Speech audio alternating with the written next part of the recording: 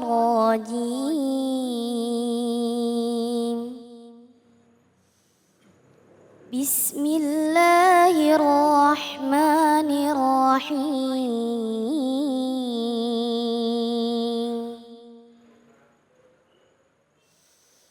والوالدات يرضعن أولادهن حولين كاملين لمن أراد أن يتم الرضاعة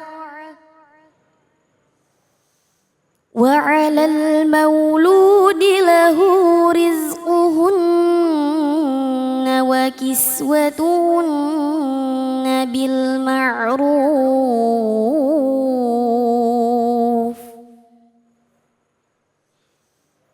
لا تكلف نفس إلا وسعها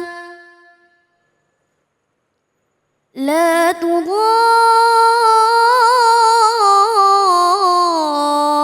والدة بولدها ولا مولود له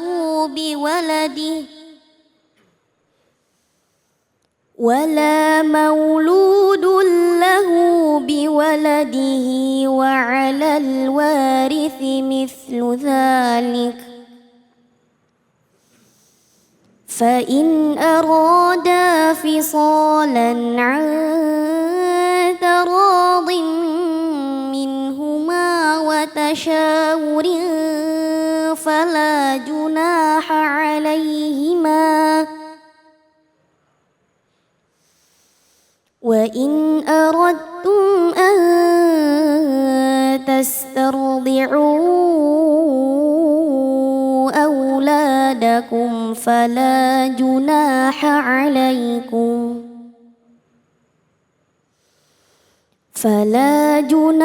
عليكم إذا سلمتم ما آتيتم بالمعروف واتقوا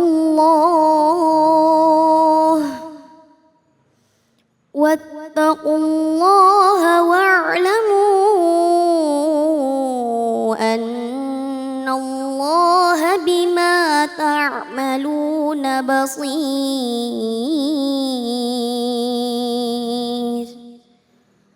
صدق الله العظيم. Maha benar Allah dengan segala firman-Nya, Iqra'ul Qur'an fa innahu ya'ti yaumal qiyamah syafi'an li ashabi. Bacalah Al-Qur'an maka insyaallah Al-Qur'an yang kita baca akan menjadi syafaat bagi yang membacanya. Amin ya rabbal alamin. Kembali lagi di Cahaya Hati Indonesia. Terima kasih kepada para pemirsa dimanapun berada yang masih setia bersama kami dan para jamaah yang tentunya masih semangat. Semangat semuanya. Masih mau mendengarkan kajian? Masih mau menambah ilmu buat kita semua? Alhamdulillah. Baik, mari sama-sama kita dengarkan segmen ini adalah kajian tafsir yang insya Allah akan dibahas oleh guru kita Ustadz Rizky Tamami. Kepadanya fa'alaihi maskuron. Sallu ala Muhammad. Bismillahirrahmanirrahim.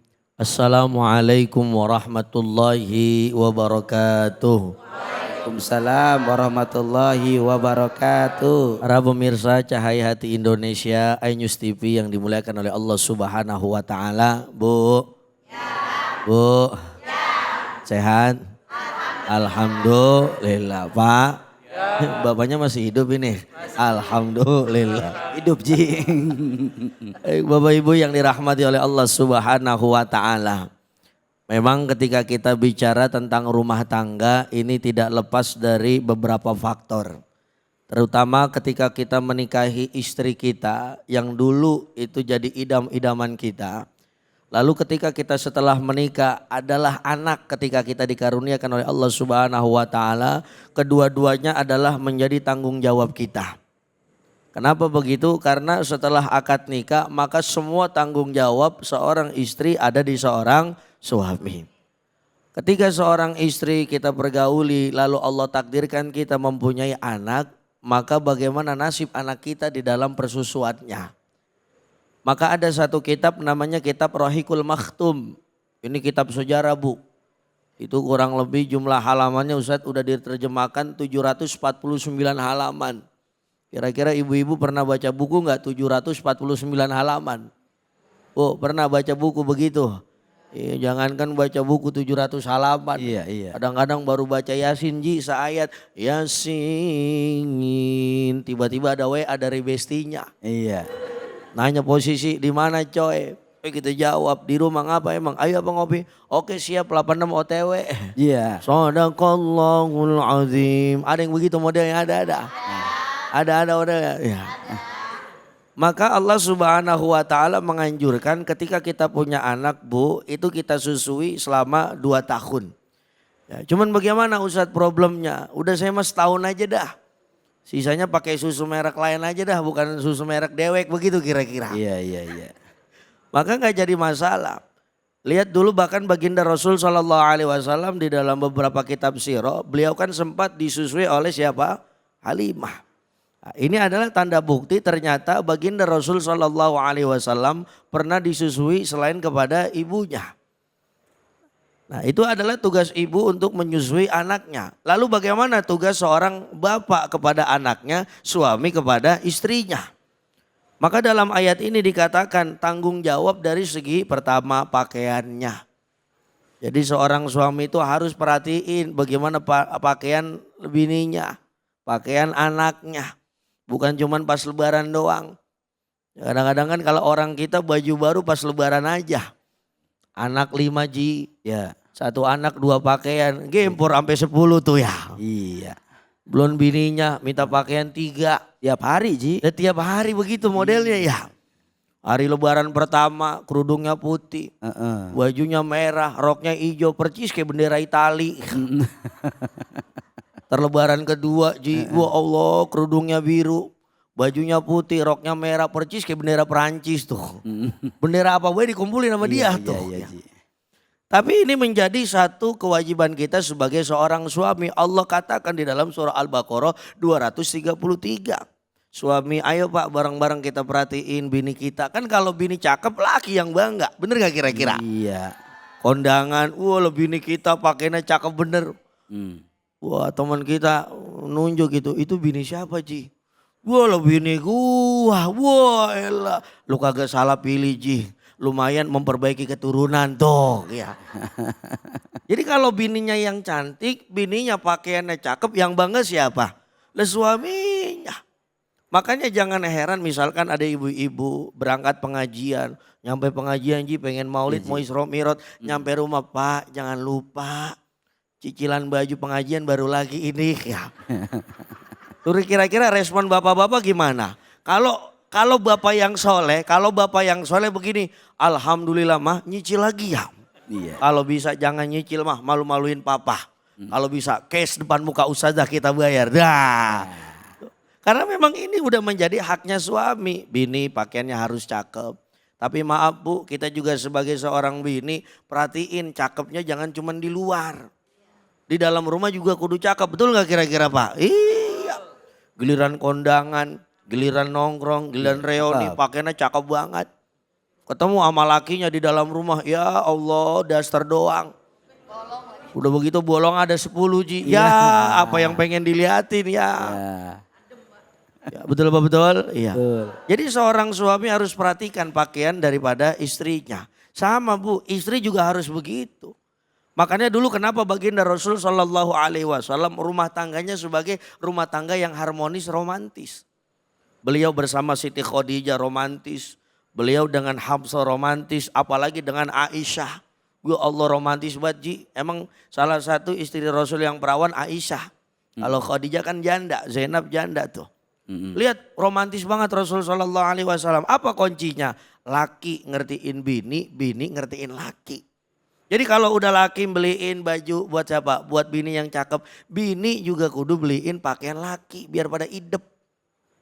Misalkan Bu, ini masih hidup apa kagak ini? Masih. Jadi bini kudu hidup juga sama laki. Jalan-jalan Ji ke Tanah Abang. Benar bro. Misalkan pakaian kita udah kepenuhin. Ingat gua Allah iya. Gua dibagi 2 juta tadi sama laki. Ya udah minimal 1 pakaian dah laki gua beliin tuh. Ternyata ada yang jembrengin, ngerti jembrengin apa kagak nih ya? Iya. Ini bahasa orang Betawi nih ya. Di jembreng tuh artinya digantung. Wah Allah. Ini kayaknya laki gua kalau pakai baju ini cakep romannya. Romannya berubah jadi kayak Sahrul kan ini romannya. Iya. Pikirin Bu. Bagaimanapun laki kita kurang sayang apa sama kita. Ke Tanah Abang dikekepin duit 3 juta.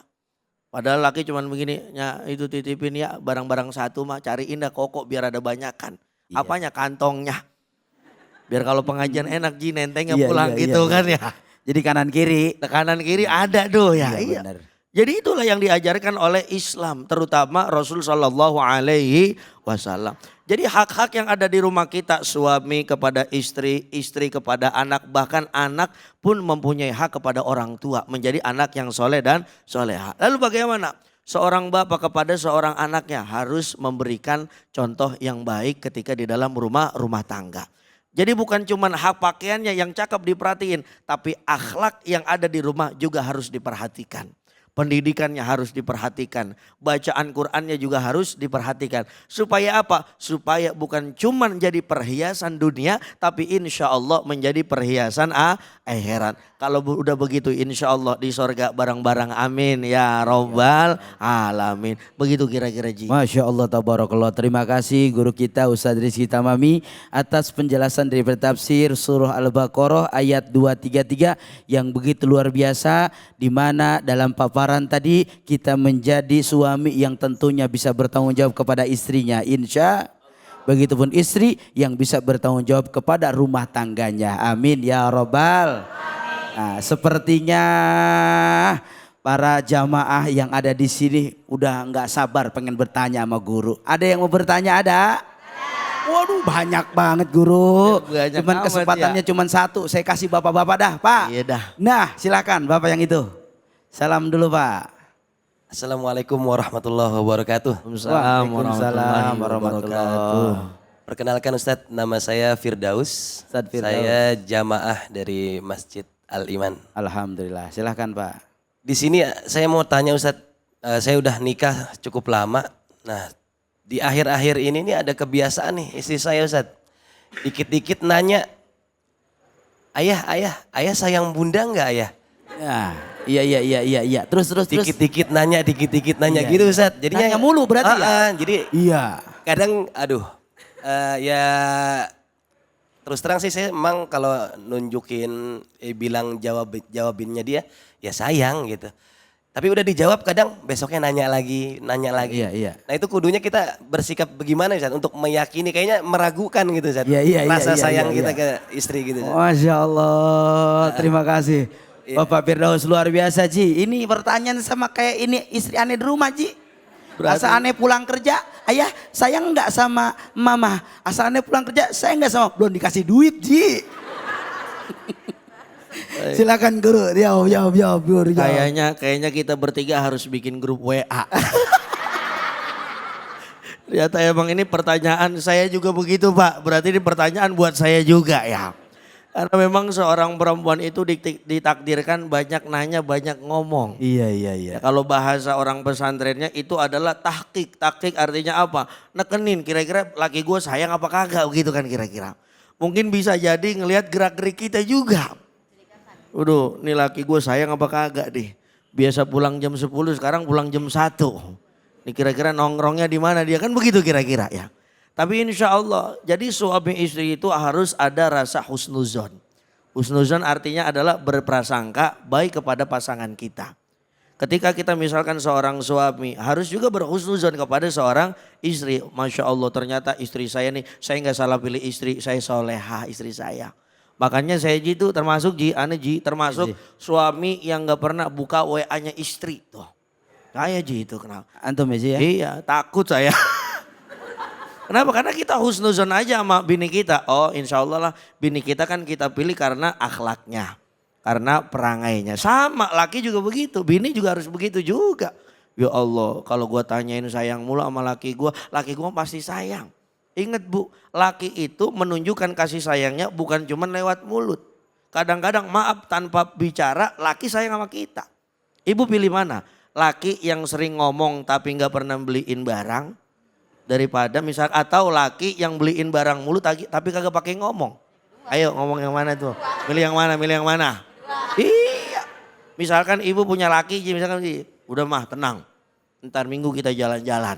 Kemana Pak? Ke mall. Ibu emak mau ngambil apa aja boleh, mau galung, gelang, tas, boleh apa aja semua. Nyampe mall, ya elah tibang jajang cilok doang tuh. Beda sama laki yang misalkan maaf, kan ada laki-laki yang mohon maaf, diem tapi tindakannya luar biasa. Tiba-tiba pulang dinas dari Jogja, wah bininya dibeliin tas. Tulisannya GUCCI, wah loh. Ditanya, Pak Gucci mana? Mangga 2. Ya kan lebih enak begitu. Tapi ingat ya Bapak Ibu yang dirahmati oleh Allah Subhanahu wa taala. Maklum perempuan nanya sayang apa enggak. Ya namanya perempuan kan tidak mau kehilangan orang yang disayangi. Betul-betul. Saya juga begitu Ji. Waktu itu kalau bini saya nanya begitu. Saya juga sering nanya.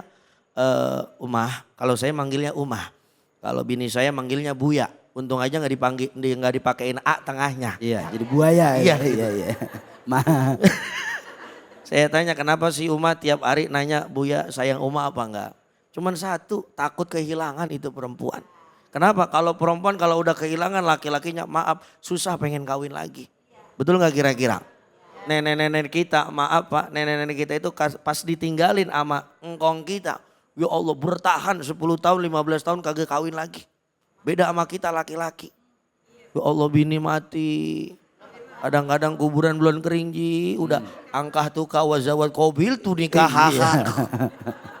Betul. Nah tapi pada intinya insya Allah kalau laki model begitu, bini model begitu tandanya sama-sama sayang.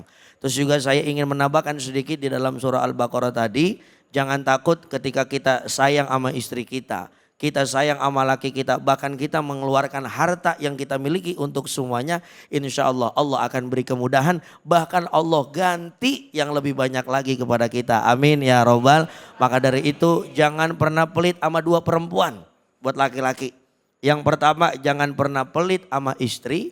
Yang kedua jangan pernah pelit sama ibu kita. Saya ngerasain bener, saya habis pulang ceramah Ji, Ana Ji jujur kalau ceramah Ana gak pernah megang amplop, udah langsung kasih bini aja. Masya Allah. Paling kita minta 10% ya. Ya. Nah iya buat bensin, buat ngopi kan begitu kira-kira. Masya Allah kita kasih itu, ya Allah rezeki makin nambah. Bahkan ibu kita, makanya saya ketika memposisikan mana prioritas pertama ibu atau seorang istri. Saya menempatkan istri dan ibu saya sebagai prioritas utama karena doa-doa mereka yang akan mengangkat derajat kita semuanya. Amin ya robbal alamin. Terima kasih. Masya Allah, tabarakallah. Terima kasih guru kita Ustaz Rizky Tamami yang telah membagi ilmunya, mengulas begitu jelas, begitu luar biasa, begitu lugas. Mudah-mudahan ada keberkahan ilmu buat kita semua. Amin ya robbal. Setelah ini kita akan dengarkan ceramah dari guru kita Ustadz Ihsan Syaban. Jangan kemana-mana, tetap di Cahaya Hati.